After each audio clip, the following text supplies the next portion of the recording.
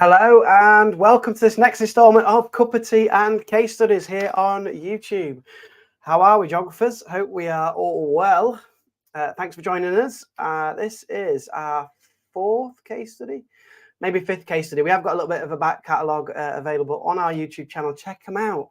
Last week we looked at the tropical rainforest. That's available on our live stream. On the back catalogue, we've also done, what else have we done? We've done Somerset floods and the Haiti case study as well. So really good to see you all, guys. Thanks for joining us. Fill up the chat with our geographers. And the most common question I get asked is, how can I comment on the live stream? Here you go. So if you want to be able to join in the chat and comment, you must have a public YouTube account. So if you go to your settings on YouTube and make your account public, you then will be able to join in the chat like all these wonderful people here. So welcome to Jay. Good to see you, Jay. Welcome to tonight's live stream. Thanks for joining us and hopefully you're going to enjoy this one. Also in the chat, we've got Amna. Cracking to see you, Amna. Good evening. Good to see it on the live stream. And yeah, good evening in the UK, but also good afternoon if you're in the, well, good morning if you're in the States, and good night if you're in Asia, because I think it is the middle of the night at the moment. So for our international viewers, yeah, welcome. Amna, great to see you. Thanks for joining us as always on the Cup of Tea and Case Studies. Laura's here. Lovely to see you, Laura. Fantastic to have you in. You are a regular, that is for sure. You are always here to join in the fun.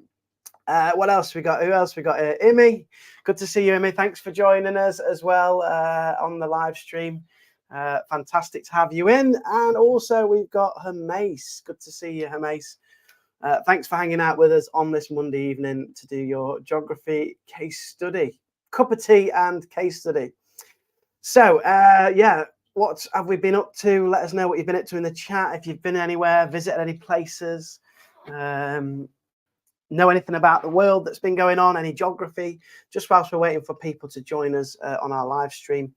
We will be getting started at 6:05, so that gives you a little bit of a 2-minute countdown to make sure that you are ready for tonight's case study on the Holderness coast. Really popular case study for UK coast, coastal management and coastal erosion, so it's all good there. Yeah, let us know also in the chat what you are eating and drinking whilst you do our live stream tonight. Remember, we can do the geography from the comfort of our own homes. So what have you got? What drinks you got on standby to get you through our little session tonight? And any treats, any snacks that you've got as well?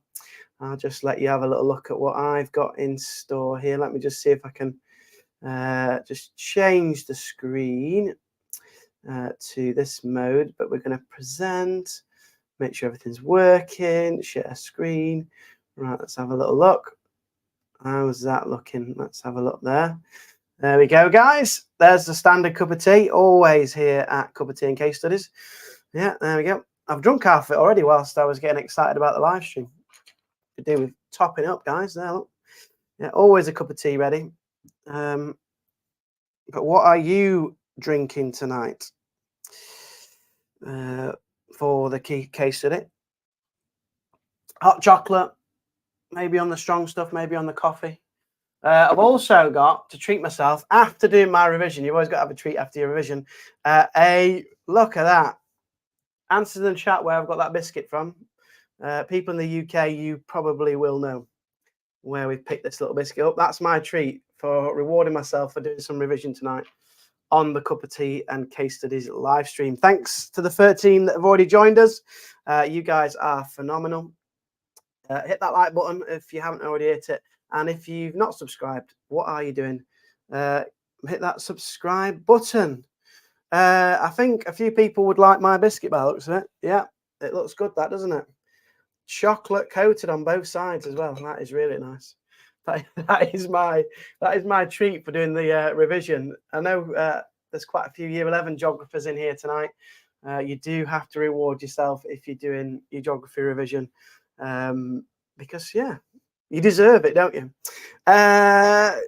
Someone else says that looks delicious. It is. The question is, which shop is it from? Quite a famous one. I'm sure you'll know if you're from the UK. Enjoy. Everybody's liking the biscuit. Absolutely. You can't beat a chocolate biscuit, can you? To reward yourself. Where's it from? That is the question. That is the question. Where's it from? Famous bakery company in the UK. I'm sure you can guess it. Morrison's.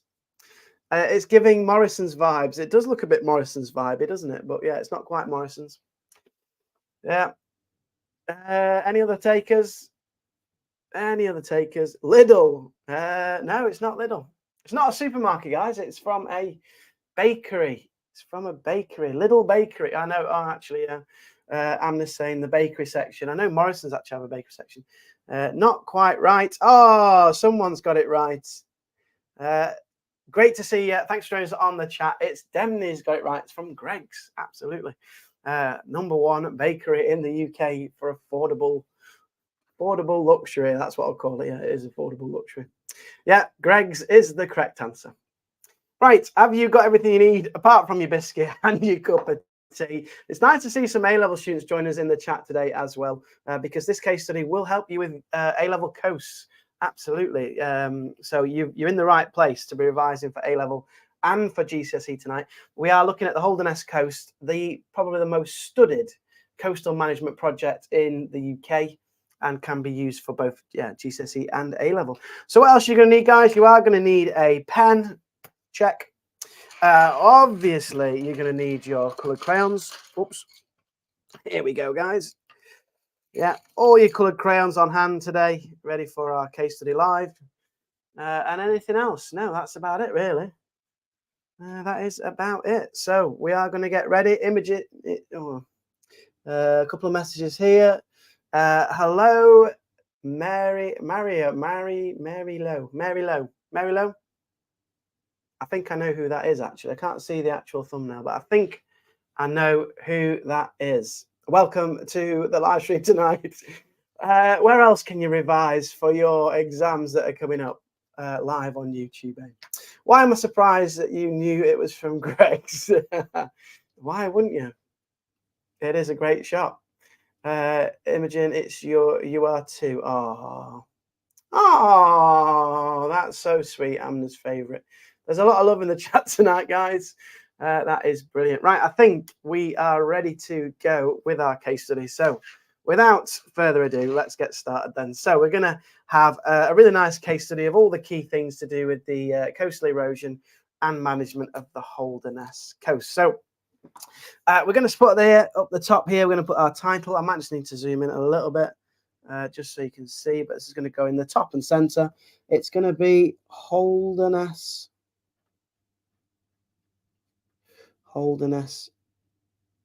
coast. Okay, there we go. The Holderness coast. Let's put case study.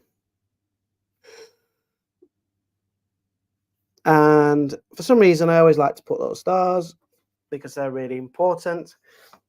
Case studies are really important when it comes to your geography.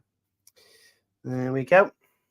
So there you get it. The Holderness coast. Let's just, is it on focus there? There we go. Holderness coast case study. Yeah. Any questions about the Holderness coast, or if you want to add anything, please do that in the chat and we will pause and add various different bits as well. So over this side, we're going to have background information. So I'm going to have my background information over here. Background information, which is going to be like a little fact file, basically, just of the key facts about the Holderness coast that we need as well. So background information as well. And as you're going along, guys, do add color to it. It helps with memory and recall of memory. It's all very important. So where is the Holderness coast? Let's have our little fact file. It is in East Yorkshire. It's in East Yorkshire, which is in northeast England. Okay, northeast England. There we go. On the coast of East Yorkshire. Just going to keep it to the point with the facts and figures. I'm sure most of you in the chat knew that it was in East Yorkshire, so that's really good. Now, the length of it is, the length of this coastline, we're going to go in new units because we should now, is 61 kilometers in length. So there we go, which is around about 45 miles of coastline in that particular area. Okay, a fascinating fact is it's the fastest eroding coastline in the whole of Europe. Fastest eroding coastline in Europe. Wow, what an accolade that is. Probably not one that it would be very proud of, but it is the fastest eroding coastline in Europe. There's its little rosette first. And we're always going to add a bit of colour because that always makes it look nice at the end. Key fact here, it erodes about between 1.8 to 2 meters annually. Yeah, and that is an average, obviously. Some years it'll be higher. I think some years we've had as high as 10 meters in some particular years. 2017 was a year when we've had really high rates of erosion, but it averages between 1.8 and 2 meters of erosion per year. We're going to look at why that is in a short period of time. From this coastline, the coastline itself so far has eroded about 3 kilometers. No, sorry, 5 kilometers. So we've had 5 kilometers of erosion since Roman times, which is a lot of villages have been lost to the sea. Let's draw a little. It's always good to have pictures, isn't it? There's a little village in the that's going to be underwater in a minute, and we've lost a lot of villages since Roman times. So this erosion is having a significant impact. We've lost 23 villages to erosion so far. Don't worry about how neat your notes are. Don't worry too much. As long as you're revising, that is the main thing. Oh, someone's given me an answer there. Yeah, 2 meters a year. Excellent stuff. Good revision, good knowledge. Yeah, do chip in with any questions or if you know the answers before I say them. Yeah. 23 villages have been lost due to erosion. What's this here? Gren's saying, terrible news if you're a farmer. Those 2 meters are crucial. Well, they add up, don't they? Over 5 years, that's 10 meters of agricultural land. Significant loss, that is, for crops and livestock. It's really going to affect your profits. Absolutely. Okay, we're going to have a little look at, I think that's about it for our fact file pretty much. The rest of it we can build up on a wonderful map over here. We're going to have a right detailed map of places and things like that. So there you go. Fastest eroding coastline in Europe, northeast England, 61 kilometers in length, and it erodes roughly at 2 meters per year. Right, let's get on to why it erodes at 2 meters a year. Just before we do that, this is a very common question, knowing why this coastline is rapidly eroding.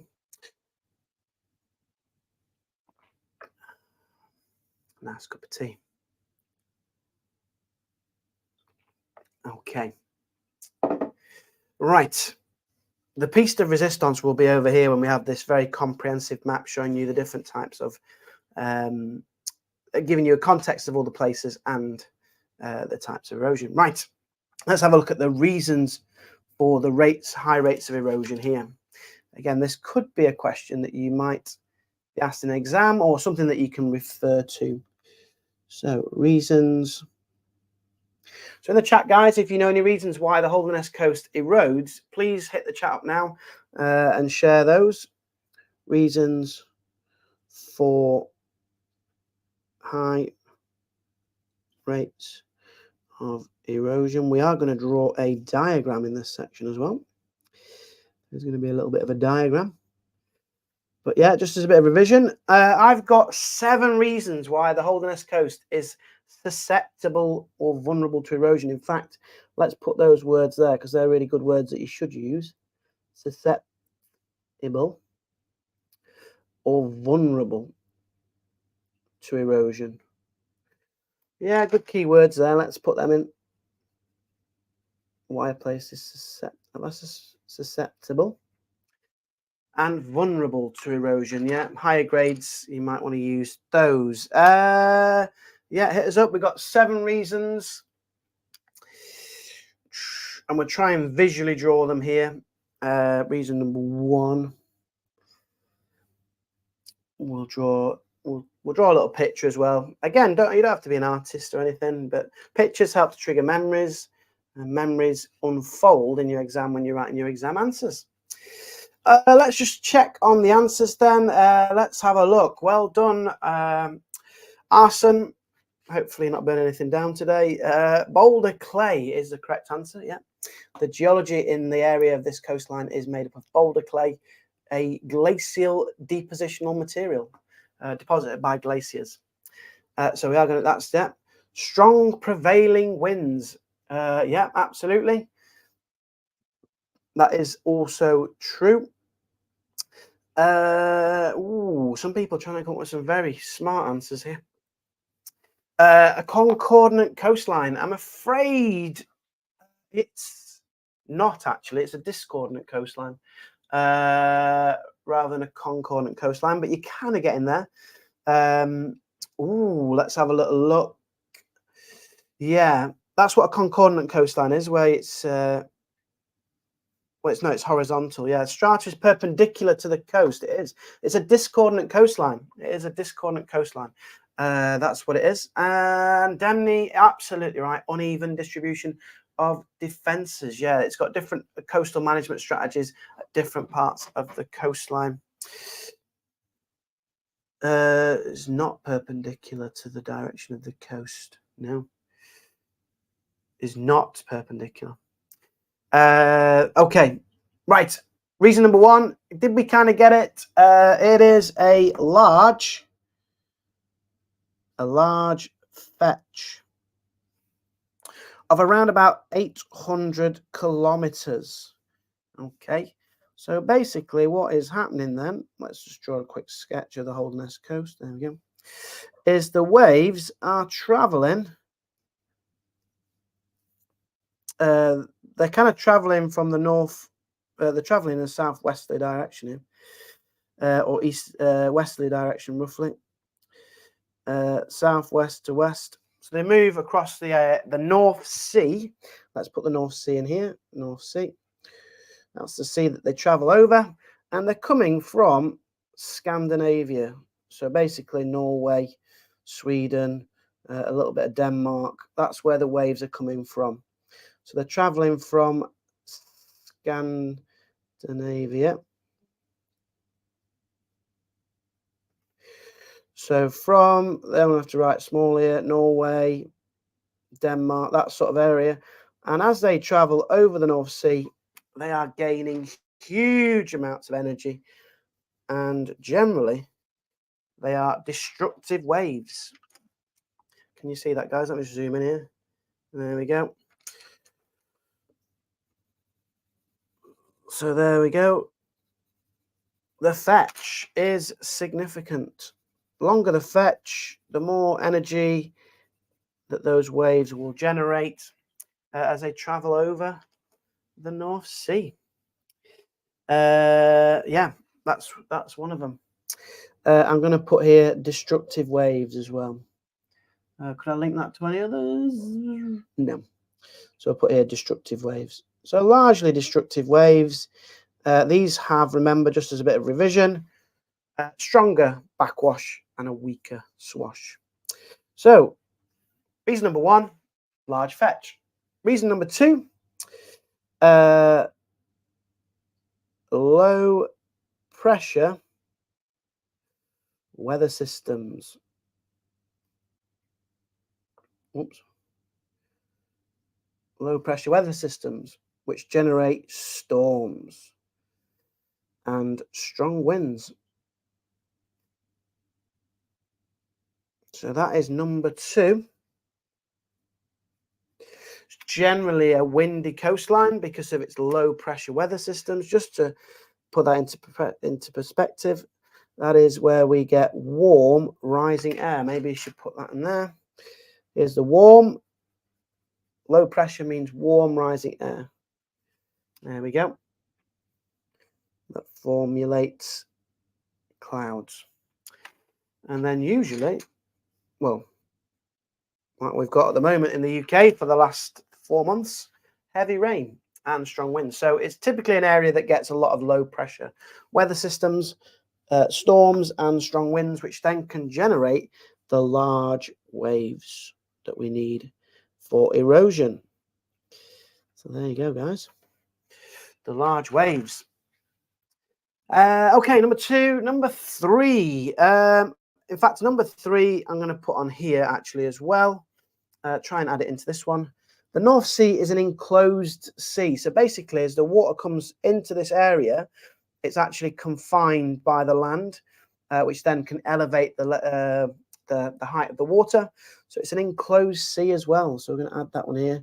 Number 3, enclosed sea, raising water levels. Well, that will then lift the water level up, and then more of the water will hit the cliffs, causing the erosion. So it's an enclosed sea. The North Sea is an enclosed sea, which lifts up the water level. It actually travels down towards the channel down here, and because it's a narrow gap, it actually forces the water higher within the North Sea, raising its levels. Linked to that, then, let's do number 4. Number 4 is climate change. It is affecting all parts of the world, but it's also affecting the Holderness coast. Climate change linking to sea level rise. Sea level rise. So water levels are rising in the North Sea, as we've already talked about as well. Rising sea levels, and it's estimated to rise by 1 meter by 2100. So by 2100, sea levels globally are expected to rise by an average 1 meter, and that will take the water much nearer to the cliffs and increase those rates of erosion. Going back to the question, reasons for high rates of erosion. We've got 3 more now, and these are really important. Number 5 is really important, is geology. The geology of the rocks that make up this area are very vulnerable to erosion. I'm putting it in yellow because this is a really important one. Most of the rocks in this area are boulder clay. Yeah, so it's a geology called boulder clay. There we go. Hopefully you're getting that. There you go. It's called boulder clay, which is unconsolidated glacial material. Basically, it means it's not very well coagulated, stuck together. It's not very well stuck together, but as it forms, it's very loose sedimentary rock. Unconsolidated glacial deposit. So it's been put down by ice sheets around about 18,000 years ago, the last glacial maximum, and these rocks were just dumped by ice sheets in a pile, and that is forming the land that makes up the Holderness coast. And key thing is, these are very weak. Okay, they're very weak and they're very vulnerable to erosion. Weak geology. That is a key one, guys. Really key one. Number 6. Number 6 is really important as well. This is very typical of this area, which is mass movement. Mass movement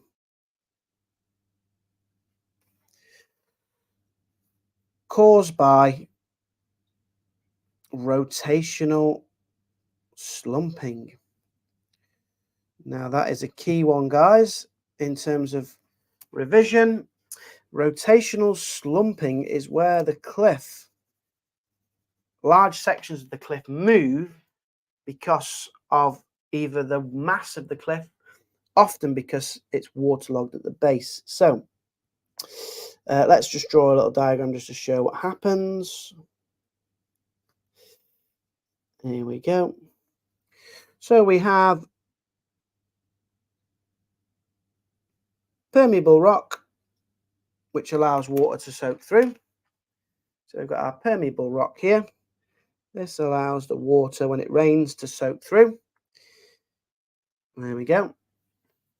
And then we've got our impermeable rock underneath, like so. And as you can guess, the water gathers at the base of the cliff. Because this is impermeable, it can't pass through. So the water from the heavy rainfall, like we've had in the last few months, gathers at the base of the cliff here, and the base of the cliff becomes saturated and waterlogged. Let's put that on there. Base of cliff is saturated / waterlogged. To write really small, and then that makes it more mobile. Okay, so it means it's going to move because all the water inside the base of the cliff. It means it's going to move and slide, and basically then what happens is the cliff will, a section of the cliff will slump, and it slumps forward. That's why it's called rotational slumping. It kind of slumps like that in an arc, and this is really common along the Holderness coast. This is how a lot of the large sections of cliff move, because of the rotational slumping, and it moves in that arc. Oh, it moves in that arc shape. And we've already talked about how heavy the rain is in this area. So rotational slumping caused by waterlogging at the base of the cliff between the permeable and impermeable layers, making it mobile, and then it starts to shift and move. There we go. And a little diagram just to show you what that looks like. There we go. Maybe I just need to put that in red just to show that it's rotational. Kind of, there we go. It like slips away in an arc, moves in an arc shape. Okay, last but not least, number 7. Narrow beaches offer little protection from the waves. Narrow beaches offer little protection. And there we have it. So, narrow beaches offer little protection from the waves. So there are 7 reasons why the Holderness coast is so vulnerable or susceptible to erosion. And there you have them all. Fetch, low pressure, enclosed sea, climate change, boulder clay, mass movement, and narrow beaches. Now, the 2 that I'd really try and remember, just to impress the examiners, the most common answers is geology and mass movement. They are particularly important for this area of coastline. Okay, let's have a little zoom out, see how it, see how we're getting on. There we go. So that's the first section. Over here, this is where all the management stuff is going to go. But yeah, it's overall, it's looking quite good, isn't it? There we go. So that's it so far. So now I'm going to draw a diagram of the coast here, and we're going to talk about all the different features. So I'm just going to zoom this out for a second. Hopefully we're keeping up, guys. Hopefully you're all right there. If you've got any questions, guys, about what we've done so far, hit us up in the chat, ask any questions. The next thing we're going to do is the management of this coastline. And yeah, let us know, how is this area of coastline being managed? Anything you know about sea defences, who's managing it, the effectiveness of the management that's taking place, all that sort of good stuff. Yeah, hit us up in the chat, let us know how this coastline is being managed and how effective is that management being. So yeah, let us know. I'll give you a couple of, well, give you a minute or so just to let us know how the coastline's been managed. It's time for a sip of tea. Yeah. So I think it's now time to do my favorite bit of this case study. I've never done this before, but I'm excited to do this actually. So we're going to draw the shape of the coastline here. This is the actual shape of the map. Bring it right down here. That's roughly what it looks like. And we'll add lots of facts and figures to it as well. There we go. So this is the shape of the Holderness coast. Let's just put that there. So we're going to add the places on. Our first place we're going to put on up here is, does anybody know the name of this place in the chat? The furthest north. So this is, let's just put the north arrow on. It's always good to have a north arrow on your map. There you go. There's our north arrow. Hornsey seawall. Yeah, there is a seawall in Hornsey. Where we got stranded for 2 hours. That's correct. Yeah, we did. The bus broke down, guys. The bus broke down. It was a bit of a disaster, wasn't it? Wasn't good. Right. I don't know where the mods are in this chat tonight. Flamborough Head. Well done. Yeah. Flamborough Head is correct. So let's put Flamborough Head on. Flamborough Head. It is a headland, as you can probably imagine, an area of land that extends out into the sea, usually made up of, or in fact, typically made up of resistant geology. Yeah, Flamborough Head. Let's put that one in. And we'll put some more places on. In fact, let's get some, let's get some red dots for places. Next one we're going to put on. The biggest settlement along the Holderness coast is Bridlington. Bridlington. There we go. We're going to add a few. We're going to add a few little facts about each place. So Flamborough Head is mainly a tourist destination. It does have a beautiful lighthouse, but it's a small village. It's mainly visited by tourists. It has some amazing caves, arches, stacks, and stumps. Yeah, check those out. If you ever up that area, go and see it. Yeah, caves, arches, stacks, and stumps. Beautiful up there. Really nice. Now, somebody's put something in the chat that's going to really help to build the map up. It's made of chalk. That is correct. Let me just I'm going to put a dotted line around here, guys, and we're going to make a key. So around about where Bridlington is, we're going to come inland. There we go. And around here. Here we go. So we're going to make that area there. Now, just to add to it, kind of near our case study, this section of coastline is being managed, and this is more for the A-levels, but our geography GCSE students who want to impress maybe want to put this in. It's in sediment cell. So this is the area in which the sediment is moving along the coastline, sediment cell. It's also how we manage coastlines. We do it by sediment cells. Sediment cell 2A, so that's the name of the sediment cell that the Holderness coast is on, sediment cell 2A.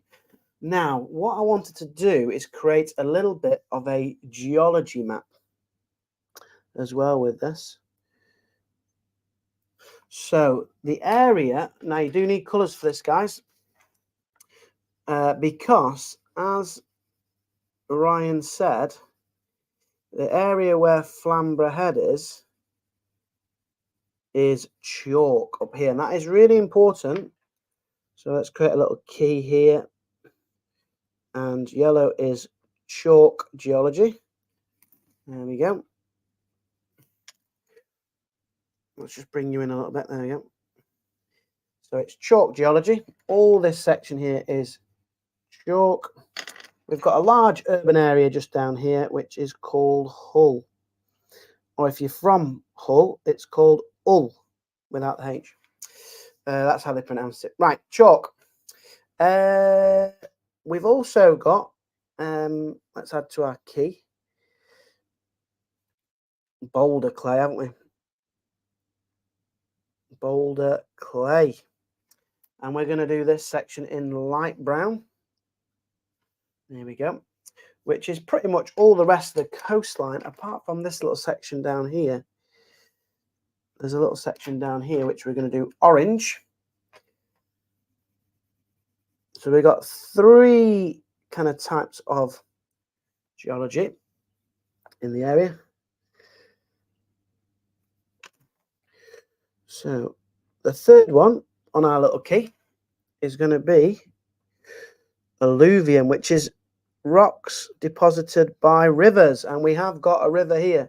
So alluvium is deposited around the Humber estuary. Let's put that in. Just a bit of revision, guys.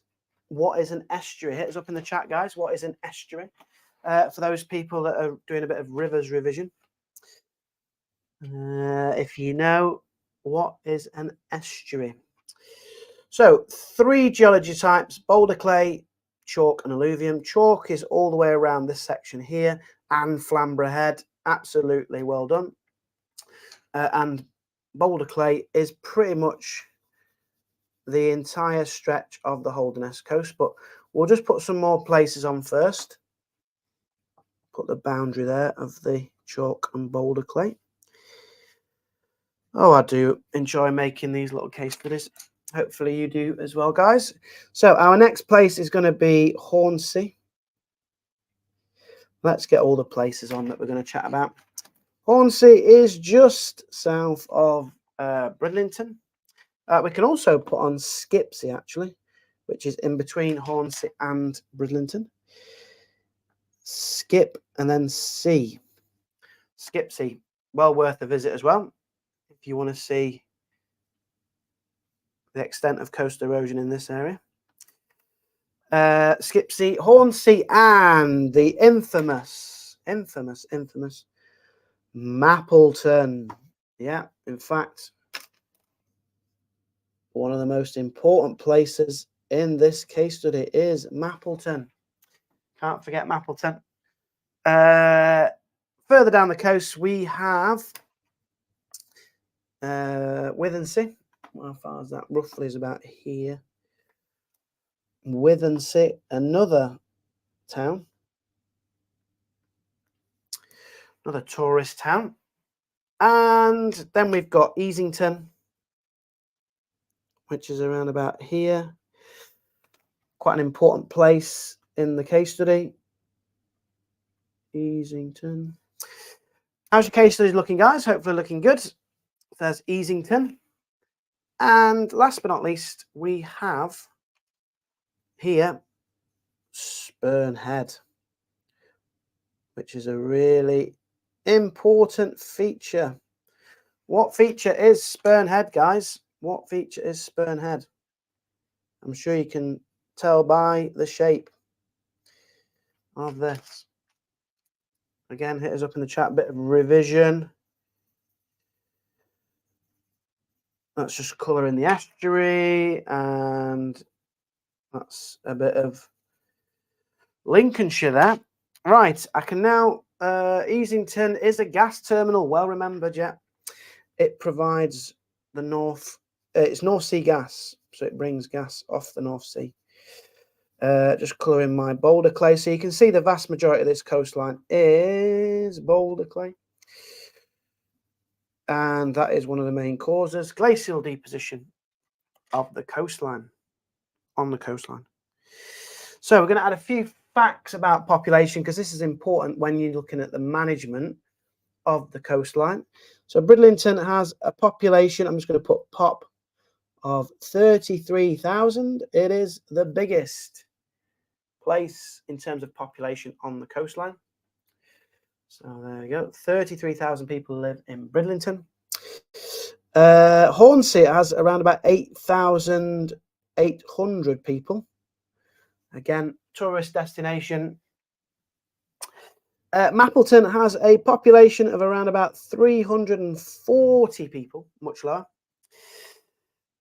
And Withensea down here has a population of 6,000 people approximately, based on the census 2021 data that we've got. Easington, very low numbers, and Spurnhead is a very important feature that we're going to have a little look at in a minute. Right, let's have a look at the management of this coastline. Then we're going to put all the management down this side here and talk about the management so that you can evaluate it. So let's have a look who is responsible for the management of the Holderness coast. It's largely responsible for this management is East Yorkshire Council. East Yorkshire Council is responsible for the management of the Holderness coastline, along with other agencies help out with the management as well. Now, in terms of coastal management, there is a holistic approach. So they actually look at the whole coastline and decide on how to manage each section. So we have an integrated coastal zone management plan, integrated coastal zone management. So what that means is that it's not the same approach across the entire section of coastline. Each area is protected based on its merits, basically, on its social needs, on its economy, environmental needs. So an intelligent approach has been adopted to manage this coastline. So it has an integrated coastal zone management plan, ICZM. And in that ICZM, it's about holistic management of the coast. So it adopts an holistic approach, looks at the whole coastline and prioritizes which areas to protect based on things like population. So places like Bridlington and Hornsey are more likely, are better protected than other areas. The main land use actually in this area, let's just put that on, is, apart from tourism and residential, it is agriculture is the main land use. So let's put, there's our little farmer. So agriculture is the main land use in the area. Farmland, there we go. Agriculture, because of the soft boulder clays, perfect for, well, mainly grass actually, pasture. So an holistic approach, and we use different methods. So we have, in this holistic approach, hold the line. Do not allow any erosion to take place. So hold the line is usually using hard engineering, expensive, to some extent, expensive sea defences. So hold the line is being used on Bridlington, Hornsey, Mappleton, here's my little key here, look. Mappleton and Withensea. So it's been used on most of the high population areas where it's most expensive. And we don't obviously want those happening, erosion happening there. Next one we've got is managed realignment or managed retreat. Some of you may have been taught, means the same thing. Managed retreat or managed realignment. Let's go for a purpley colour for that. There we go. So that's where you decide to roll the coast back over time when you feel that, you know, whatever you're protecting has safely been removed and you don't feel that it's worth investing long term in the protection of that section of coastline. Now, one area that has had managed realignment is Easington. where the gas terminal is. We'll talk more about that when we do a little bit of annotation down here. But the gas terminal has managed realignment in that particular section. And last but not least, we've got do nothing, which is basically do nothing. Because for whatever reason, it's been assessed that the coastline in these areas do not need protecting. Now, this is all around the Holderness coast. Flamborough Head is do nothing.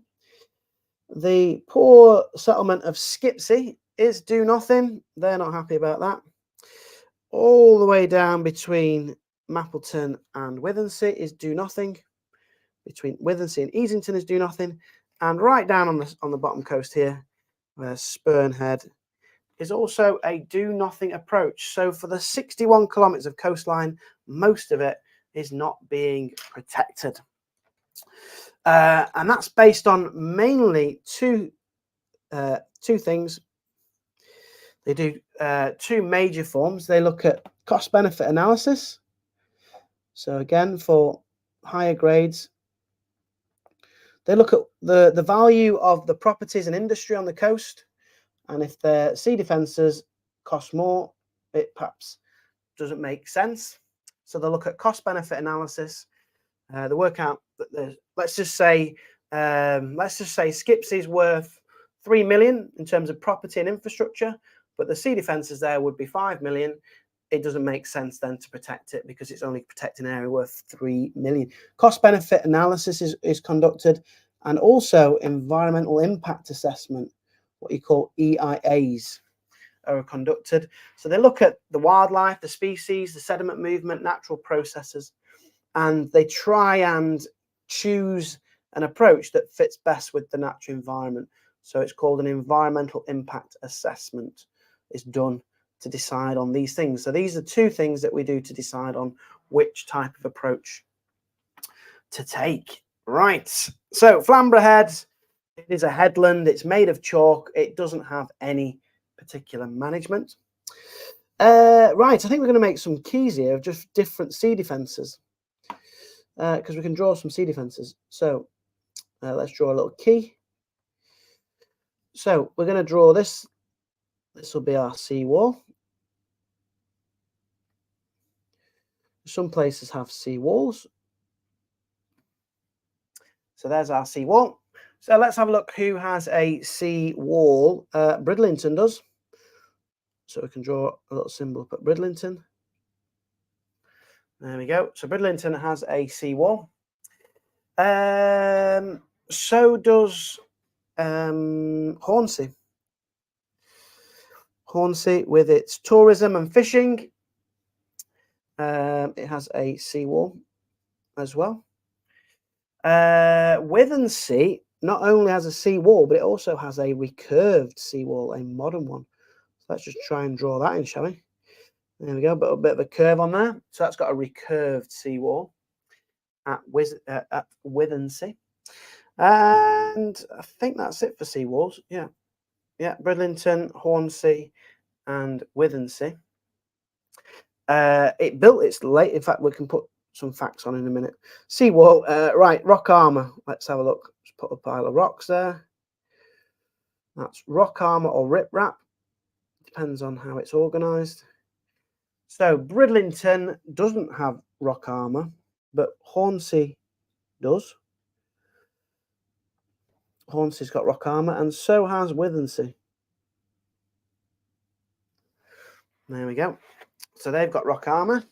Good. These are all types of hard engineering sea defences. Let's do the next one. Groins. Like a little fence.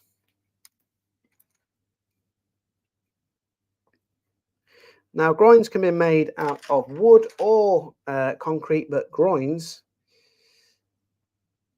are very common along this coastline. So let's put the groins in Bridlington. There's also a groin, lots of groins in Hornsea. And there's also groins in Withensea. So put those on. There we go.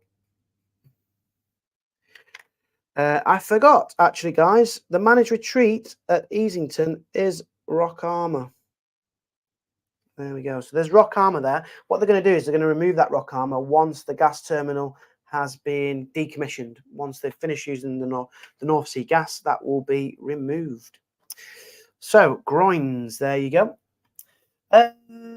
What else have we got? I'm going to actually put a rock groin. So these are traditional groins, but Mappleton has a very famous rock groin. So we're going to put it like this, actually. Slightly different defence. And we're also going to make it exaggerated. There we go. Because this really helps. There we go. So Mappleton has its rock groin. There. And last but not least, we're going to go for cliff regrading, which is one of the soft engineering strategies. It's classed as soft engineering, which is basically where you reprofile the cliff so it's less likely to slump or mass move. So cliff regrading, just to create extra stability for the cliff. Cliff regrading. So that one is done at Mappleton as well. So Mappleton's cliffs have been regraded. Where should I put this one here? Let's just put it next to the other one. So Mappleton has had cliff regrading as well. So there we go. There, all the sea defence is being used, largely hard engineering. This is the only one that is classed as soft engineering. Vast majority is cliff regrading. There we go. So we're just going to add a few more notes just onto a few areas. So Skipsea, let's talk a little bit about Skipsea. Skipsea, poor old Skipsea, is eroding into the sea. And the main thing that's been eroded there is the caravan park. That's my caravan, guys, by the way. So it's had big impact on the caravan park at Skipsea. There we go. A lot of the caravan parks are on the edge of the cliff for the view, obviously, and they want, and for the tourists, that's where they want to be, isn't it? And also, we've lost a road at Skipsea, which is the coastal road between Bridlington and Hornsey, was eroded in 2009, called the B1249 road, was lost between 2009 and 13. So significant impact there on that one. Also, actually, yeah, that's it. Okay.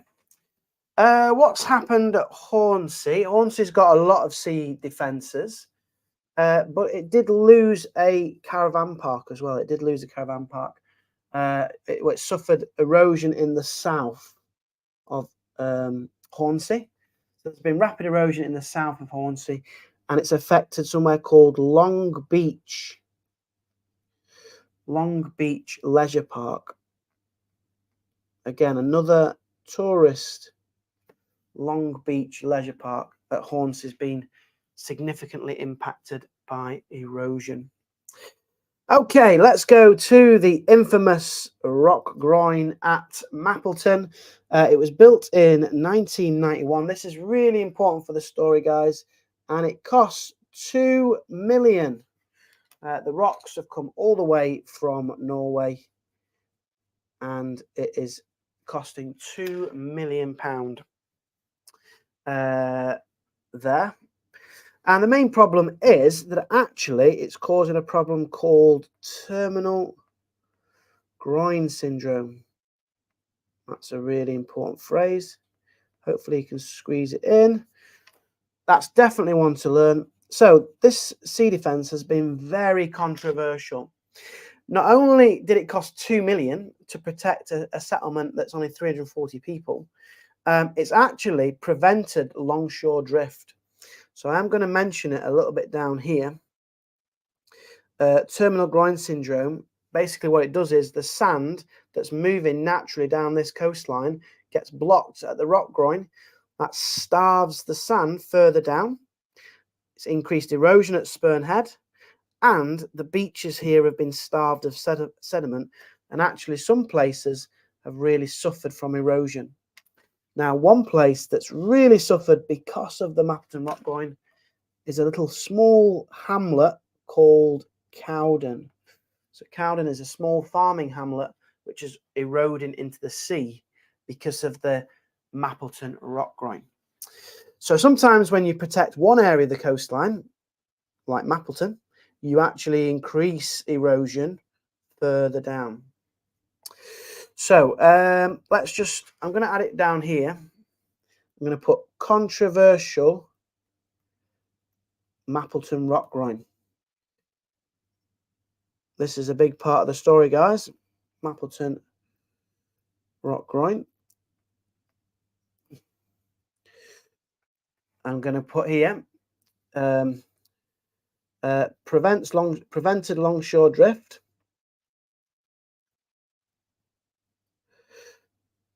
Along the coast. It disrupted the sediment cell 2A, remember? So it prevented longshore drift.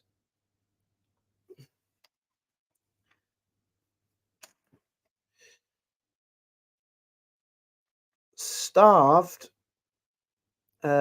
places to the south of the groin. So basically these places to the south of the groin have been starved of sediment.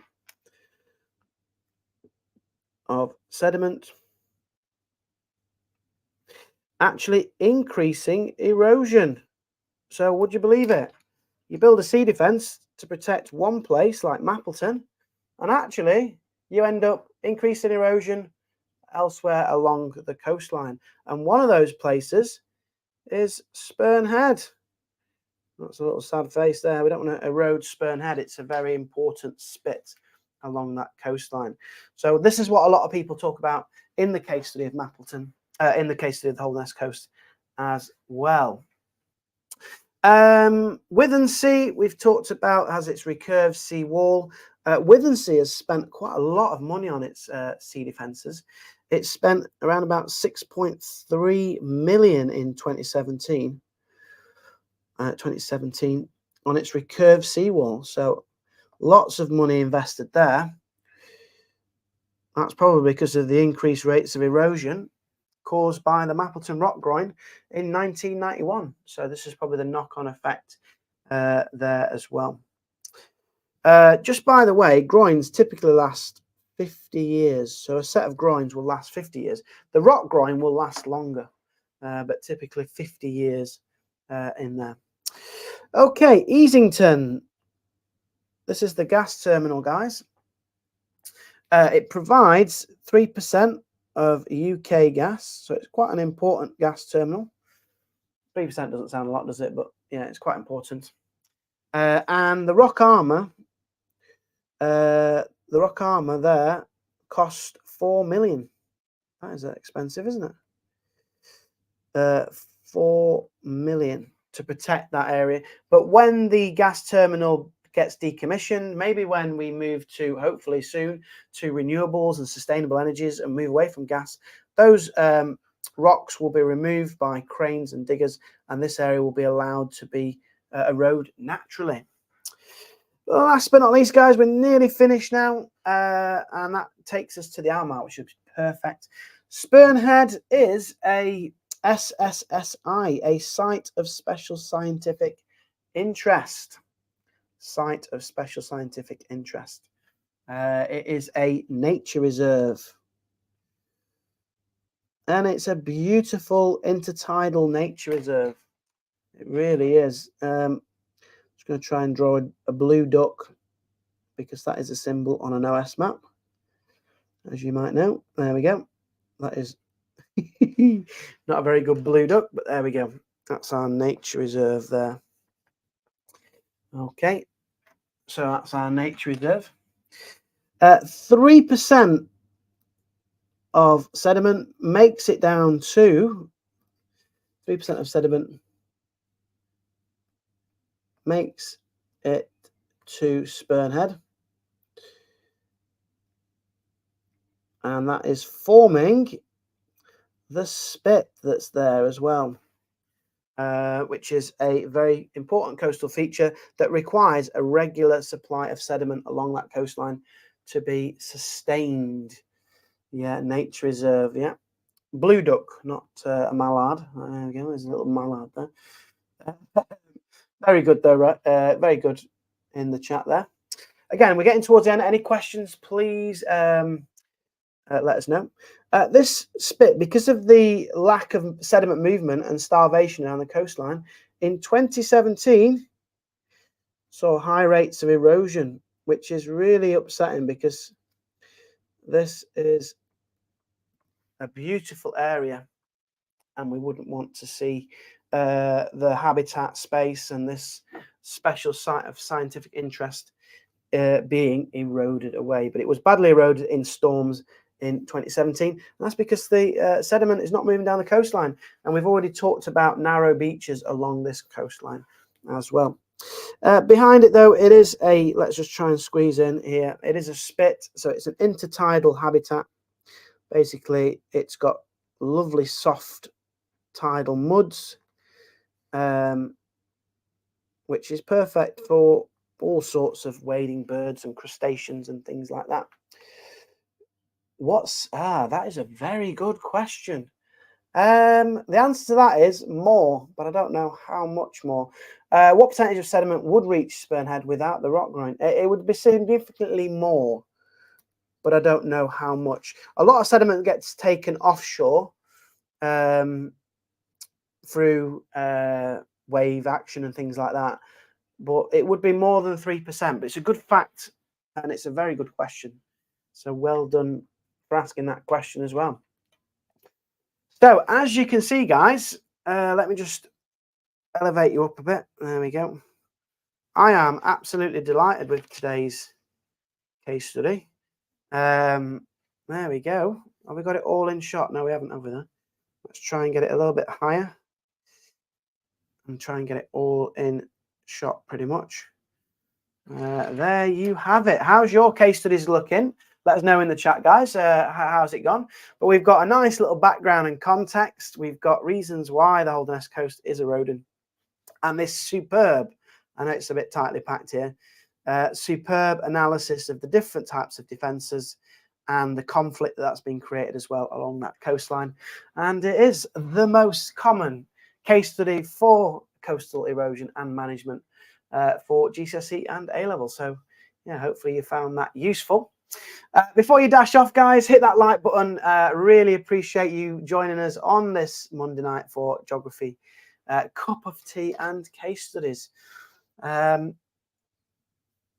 Jay is saying that his is really good. Well done, mate. Really good news that you've enjoyed your case study. I do think this could be on the exams this year. It's often on the exams. It won't say the Holderness case study. It will just say coastal management. That'll be your trigger that you can start to talk about all the different elements here that's been affected as well. Yeah, thanks. Thank you very much. Yep, hit the like button. Share the videos with anybody else you know who's doing geography. It really does appreciate that. Is there any more questions before we go? Otherwise, we're going to head off and we're going to enjoy our evenings. Excellent. Okay, guys. Thanks for all the love in the chat. Really appreciate it. Keep up your revision. Keep loving your geography. And I think, yeah, thanks, Imogen. Really appreciate that. Thanks for hanging out on YouTube. Thanks, Laura. You are awesome. You're all awesome. You're all awesome. This is all going to make a big difference to your geography performance. Oh, Shania, hey, you're more than welcome, Shania. I didn't even know you were there. You were. You've just maybe kept it quiet in the background there, but great to see you, Shania. Thanks for joining us this evening. Yeah, keep enjoying geography. Check out our back catalogue on the channel. Hit the like, subscribe, and notification bell. And we will see you next Monday for another geography, cup of tea, and case studies. Thank you very much. Bye-bye.